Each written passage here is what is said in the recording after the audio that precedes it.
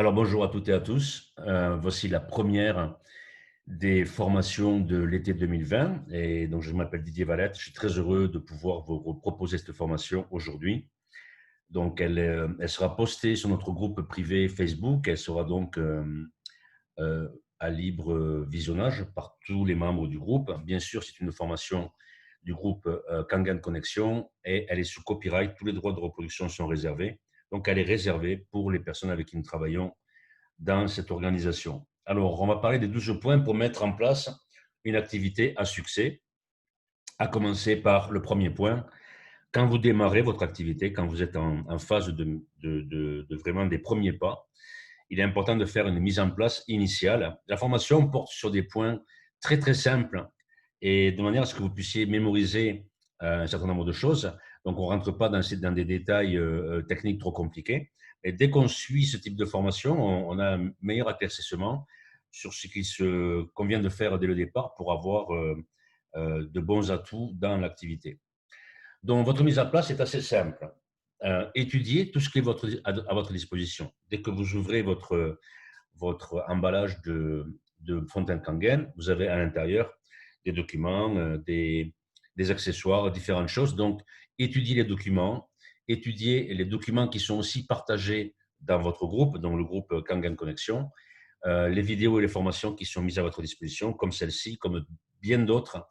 Faites vraiment un effort d'étude dès le départ et étudiez toutes les différentes fonctions de votre machine. Au besoin, il y a des formations vidéo sur ce point. Il y a aussi votre sponsor ou un upline qui pourra prendre du temps avec vous en Zoom ou au téléphone pour vous expliquer les fonctions de votre Fontaine Kangen. Le deuxième point, qui est un point standard très commun, c'est faire sa liste de contacts. En fait, il faut bien démarrer à un moment donné. Donc, bien souvent, on démarre avec les personnes qu'on connaît avant de passer aux personnes qu'on ne connaît pas. Il y a une phrase très connue qui dit commencez avec les personnes que vous connaissez, elles vous amèneront des personnes que vous ne connaissez pas. Donc, mettez sur papier, de manière très propre, listée par écrit, 15 à 45 noms. 15, c'est déjà bien. Nom, prénom, téléphone, email, ville, pays. Et commencez par les 5 personnes les plus positives et continuez par des appels de groupes de 5. Pas plus. N'appelez pas à 15 personnes d'un coup, parce qu'après, il va falloir gérer les suivis, et quand vous démarrez, vous n'avez pas besoin d'avoir des choses compliquées à gérer. Donc, appelez par petits groupes. Ne pas appeler les gens négatifs, par exemple la famille, en premier, parce que vous allez rentrer dans des discussions de oui, mais, etc. Et franchement, vous n'avez pas besoin de ça au début. Travaillez avec votre sponsor. Si votre sponsor est débutant, demandez à parler à quelqu'un au-dessus jusqu'à ce que vous trouviez une personne qui va vous accompagner parce qu'elle voudrait vraiment vous voir réussir. Donc ça, c'est vraiment, ça fait partie vraiment des premiers pas quand on est dans l'activité pour que vous commenciez à parler autour de vous de votre produit ou de votre activité, c'est selon. Troisième point, comment inviter? Alors, on est dans une méthodologie actuellement de webinar, donc de présentation en ligne, mais ça peut être valable aussi pour des présentations physiques privées. Pour l'instant, on va parler de webinar. Donc, euh, par exemple, on appelle quelqu'un et on lui dit peux-tu prendre 30 minutes ce mardi pour écouter une présentation qui concerne l'eau? Ben oui. Tu as de quoi noter? Oui. Ben voilà l'horaire, je t'envoie le lien pour réserver ta place. Est-ce que c'est bien noté? On se retrouve mardi? Oui. Ce petit principe-là, vous montre plusieurs choses. La première, c'est faire dire oui au moins 3 fois à la personne à qui vous parlez et ne donner aucun détail. Si on vous demande quelque chose, vous dites écoute, c'est une bonne question. Tout va être vraiment présenté dans l'ordre de manière très synthétique mardi soir. Ne rate pas cette réunion, soit à l'heure, surtout avec des connotés. Et confirmez votre invitation plusieurs fois, donc envoyez un petit mail de confirmation et le jour même, une heure avant, envoyez un petit message Messenger de confirmation. Restez extrêmement simple. Donc, cette partie n'est pas technique, hein. C'est simplement que ces petits principes-là suffisent à vous aider à inviter les gens correctement en faisant simple. Maintenant, une règle très importante dans notre activité de relationnel, la règle des 90-10. C'est le point numéro 4. 90% de ce qu'on entend et de ce qu'on dit est basé sur une opinion. 10% de tout ce qui se dit est basé sur des faits. Alors, c'est très intéressant parce qu'on ne construit rien sur des opinions et on construit absolument tout sur des faits. Une opinion n'est pas un fait. Un fait est chiffré, mesuré, daté, vérifié et donc indiscutable. Alors, quels sont les faits que nous connaissons pour notre activité? Il faut les apprendre. La compagnie a 46 ans, c'est un fait. Nous sommes présents dans 23 pays, c'est un fait. Nous avons 40 bureaux et nous avons 1,6 million de clients. Et chaque fois que vous entendez des opinions, vous revenez vers les faits. Quelqu'un vous dit « Ah, mais je ne sais pas si ça va marcher ». Et vous lui dites « Écoute, moi non plus, je ne sais pas, mais ça fait 46 ans que la compagnie est sur le marché et nous avons déjà 1,6 million de clients ». Quelquefois, il faut répéter les choses 2 fois, 3 fois, 4 fois avant que la personne entende. Une fois, souvent, ça ne suffit pas. Mais les faits permettent d'avoir des discussions sensées et d'amener les personnes à réfléchir de manière sensée. Les opinions, c'est vraiment une perte d'énergie. Mais bon, on est dans un monde d'Internet, etc. Les gens sont habitués à se méfier. Ils sont habitués à chercher sur Google tout ce qui peut leur donner raison. Et nous, ce qu'on veut, c'est surtout donner des faits, donner des propriétés et des critères réels aux personnes de manière à avoir un bon éclairage sur ce que nous faisons et de manière à aider les gens à prendre les bonnes décisions. Point numéro 5, comment parler? Encore une fois, des points simples listés pour vous aider. Premier point, parlez beaucoup à beaucoup de personnes et pas l'inverse. Parlez peu, je dis parlez beaucoup, parlez peu à beaucoup de personnes, pas l'inverse. Deuxième point qui est extrêmement important, ne pas en rajouter. Ne jamais survendre quoi que ce soit. À chaque fois que vous rajoutez, en fait, vous vous justifiez. Et à chaque fois que vous en rajoutez, la personne en face de vous, elle se met en défensive. Donc, plutôt que de faire ça, plutôt que d'avoir une attitude d'argument de vente archaïque, on va dire, posez des questions simples et écoutez. Quand on vous pose des questions, clarifiez les questions. Qu'est-ce que tu veux, qu'est-ce que tu entends par ça? Utilisez des faits, des histoires, des témoignages. On va revenir sur ces points un petit peu plus tout à l'heure. Demandez aux prospects ce qu'ils veulent et ce qu'ils décident. Accompagnez les décisions. D'accord? Ces points-là sont tous très importants. Numéro 6, gérer la négativité. Yeah! On a beaucoup de négativité. On vit d'ailleurs dans un pays qui est très connu pour sa négativité. Alors, on va parler de clarification. Toujours demander les sources précises à des prospects qui cherchent à négativer une discussion. Quelqu'un vous dit, j'ai lu quelque part, alors on lui dit, oh, ça a l'air intéressant, tu l'as lu où? Qui a écrit l'article? Quelle est la source de l'article? Est-ce que tu es sûr que ce que tu as lu n'est pas payé par la concurrence, par exemple? Parce qu'aujourd'hui, on en est là. Il y a tellement de fake news et tellement de fake facts qu'on a beaucoup d'informations qui passent dans des articles, dans des machins. On ne sait pas qui dirige ces trucs-là. C'est de pire en pire et on ne sait pas qui est derrière. Mais bien souvent, on a des articles vaseux avec 2-3 opinions qui circulent. Et quand on gratte un tout petit peu, on s'aperçoit que derrière, il y a des labos ou vraiment des intentions mal intentionnées qui font que c'est compliqué d'avoir la vérité. Nous, on s'en tient à ce qu'on sait, on s'en tient aux propriétés, on s'en tient aux critères, et on est là depuis 46 ans. Donc, on n'a vraiment pas besoin de rentrer dans la discussion et d'aller dans le sens de nos prospects, mais par contre, on a besoin de leur demander de préciser tout ce qu'ils disent. Et on revient aux faits. Et on dit, écoute, je ne sais pas vraiment ce que vous voulez dire, mais voilà ce que je sais. Voilà ce que je sais. Si les prospects insistent, c'est qu'ils cherchent des raisons pour ne pas faire les choses. Il y a 2 types de personnes. Les gens qui veulent faire les choses et les gens qui ne veulent pas les faire. Donc, ne vous embarquez pas dans des promenades parce qu'ils vont vous promener. Et dans ce cas, demandez, est-ce que vous êtes intéressé pour avoir le Kangen chez vous? Et vous vous taisez. Et vous écoutez la réponse et vous suivez ce qu'on vous dit. Si on vous dit oui, on continue. Si on vous dit non, je ne sais pas, j'hésite, etc., vous arrêtez directement. Donc, mettez le Kangen au centre de tout. Il y a une grosse erreur que font les personnes quand elles démarrent, c'est qu'elles parlent de business et d'argent avant ou un petit peu trop tôt. Pourquoi? Parce qu'ils pensent qu'en intéressant les gens pour l'argent, ça sera plus facile. C'est une bêtise. Le business n'existe pas sans l'eau et sans décision d'avoir une machine chez soi. Donc, il ne faut pas mettre la charrue avant les bœufs, on pourrait dire, mais il ne faut pas mettre le business en tant que produit. Le produit majeur de cette activité, c'est l'eau Kangen. Et de toute façon, dans toutes les activités de marketing, quand on a un produit, il faut toujours mettre le produit en avant. Donc, ne faites pas cette erreur. On reste sur l'eau, on reste sur les propriétés et on évite la négativité en demandant des clarifications et en évitant justement de rentrer dans le jeu de gens qui passent leur temps et leur vie à négativer tout ce qui touche. Voilà. Il y a deux types de personnes dans la vie. Il y a des gens qui voient les problèmes, il y a des gens qui voient des solutions. Ben, à vous de choisir dans quel camp vous voulez évoluer et bâtir votre existence. Septième point, les outils de troisième partie.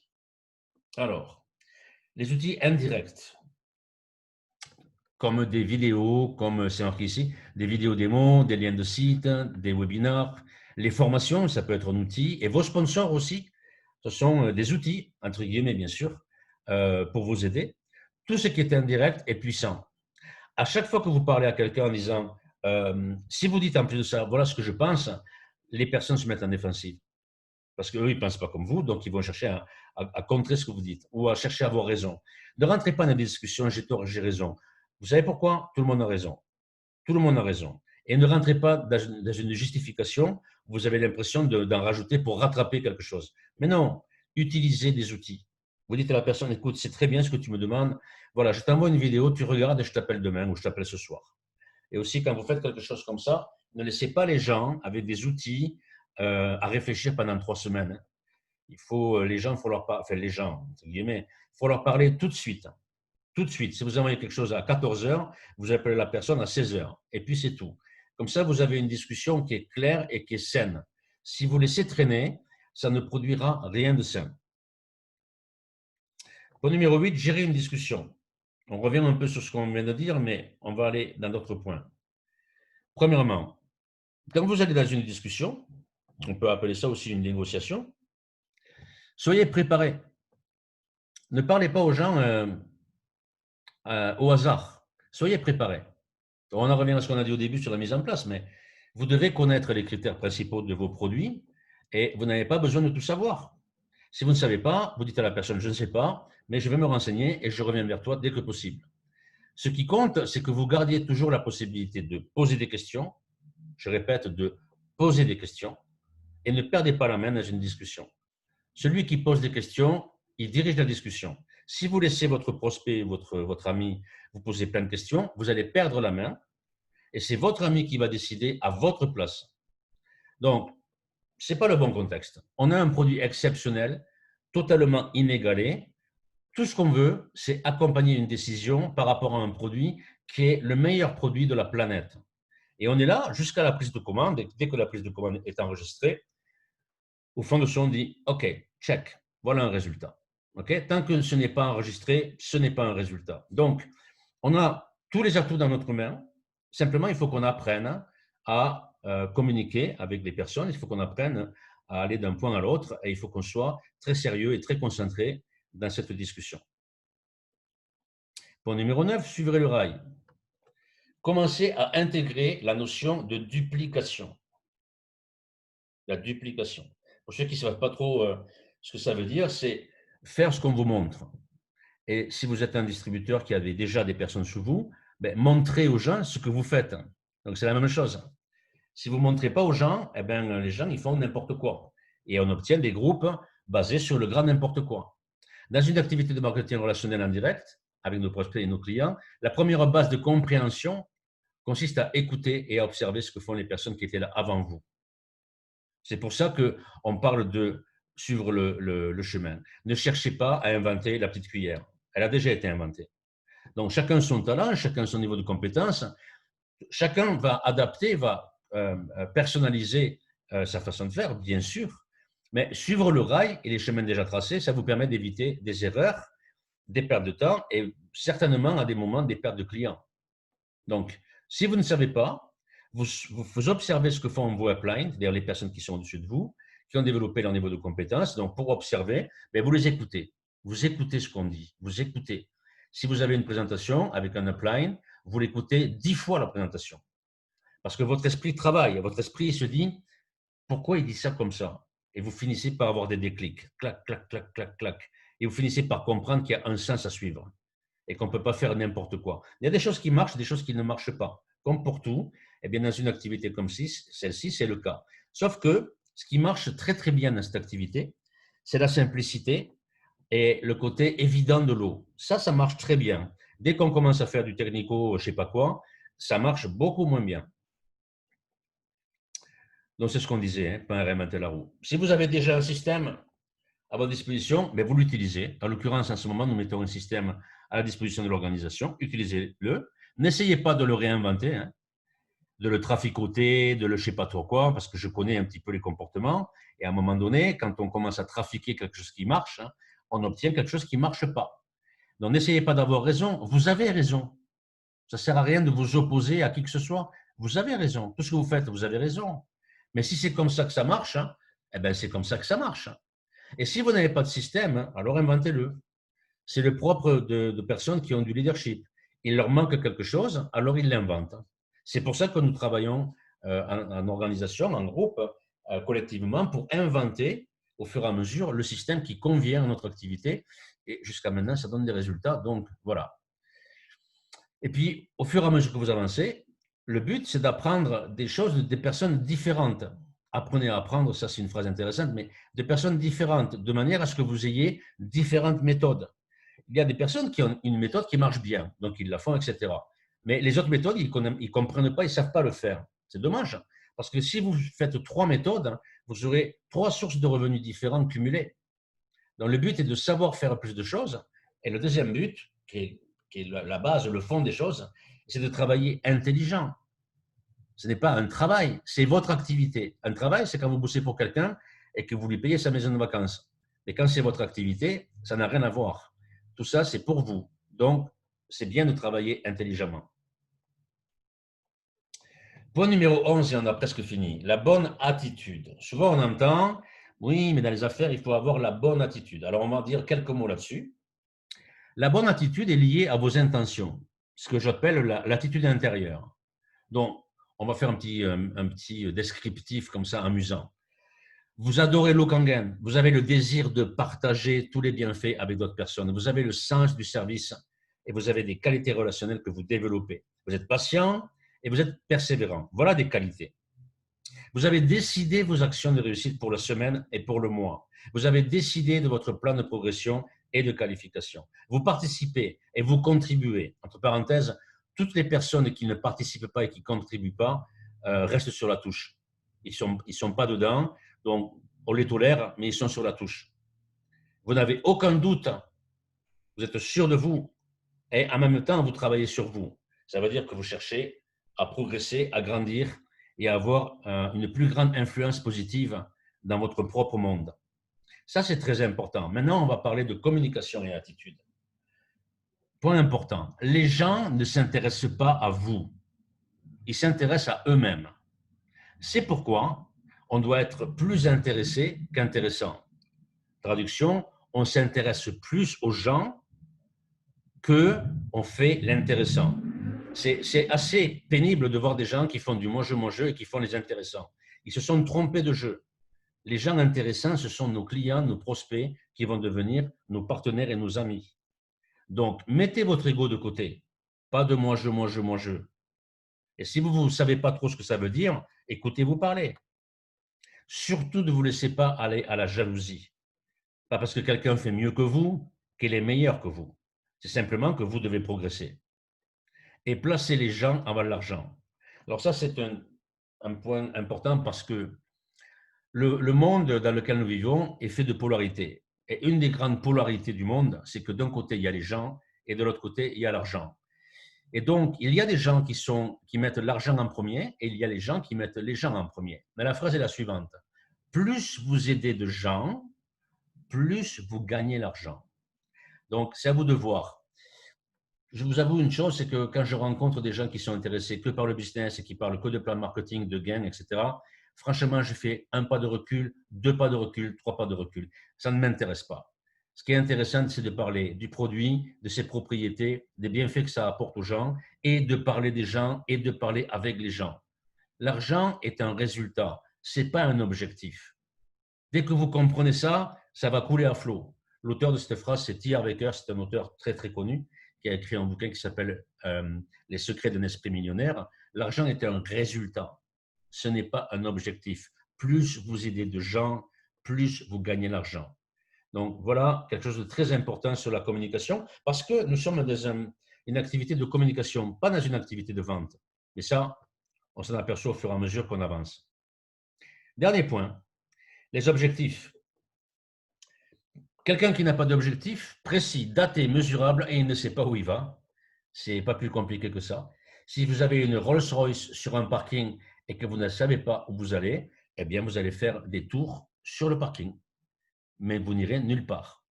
Donc, il faut quand même avoir un minimum